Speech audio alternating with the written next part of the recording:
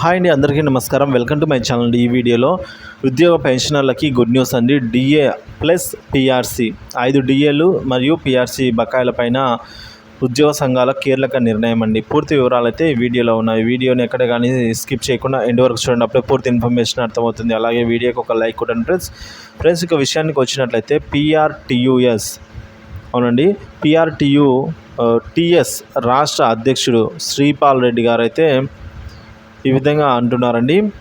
ఏవైతే పెండింగ్ సంబంధించి ఏవైతే బిల్లులు ఉన్నాయో అవన్నీ కూడా వెంటనే చెల్లించాలని కోరడం జరిగిందండి. ఇక ప్రభుత్వ చొరవతోనే ఉపాధ్యాయ సమస్యలు పరిష్కారం అవుతాయని పేర్కొన్నారు పిఆర్టీఎస్ రాష్ట్ర అధ్యక్షుడు శ్రీపాల్ రెడ్డి గారు.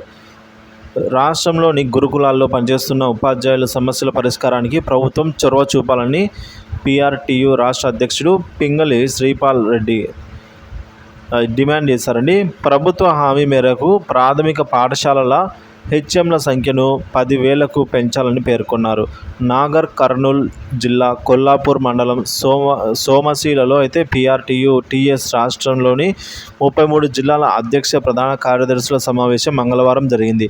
ఈ సందర్భంగా వివిధ తీర్మానాలు ఆమోదించారు. జీవో నెంబర్లు 11 మరియు 12లను సవరిస్తూ బీఈడీ అర్హత ఉన్న ఉపాధ్యాయులకు ప్రాథమిక పాఠశాల హెచ్ఎంలుగా పదోన్నతులు ఇవ్వాలన్నారు. సిపిఎస్ విధానాన్ని రద్దు చేసి 2003 డిఎస్సి ఉపాధ్యాయులకు అయితే పాత పెన్షన్ వర్తింపజేయాలని, పెండింగ్లో ఉన్న 4 డిఏలు ఇవ్వాలని పేర్కొన్నారు. పిఆర్సీలో అయితే 2023 నుంచి లాభం వచ్చేలా ఒక 50% ఫిట్మెంట్ వర్తింపజేయాలని కోరారండి. ఇక సర్వీస్ రూల్స్ వెంటనే ఇప్పించి ఎంఈఓలు, జూనియర్ లెక్చరర్లు తదితరాల్లో కూడా ఉపాధ్యాయులకు అవకాశం ఇవ్వాలని కోరారండి. ఇక జీవో నెంబర్ 317 వల్ల నష్టపోయిన ఉపాధ్యాయులను వెంటనే వారి సొంత జిల్లాలకు పంపించాలి అని అన్నారు. మోడల్ స్కూల్ ఉపాధ్యాయులకు పదోన్నతులు, గురుకుల ఉపాధ్యాయుల సమస్యలు పరిష్కరించాలని అయితే కోరడం జరిగింది.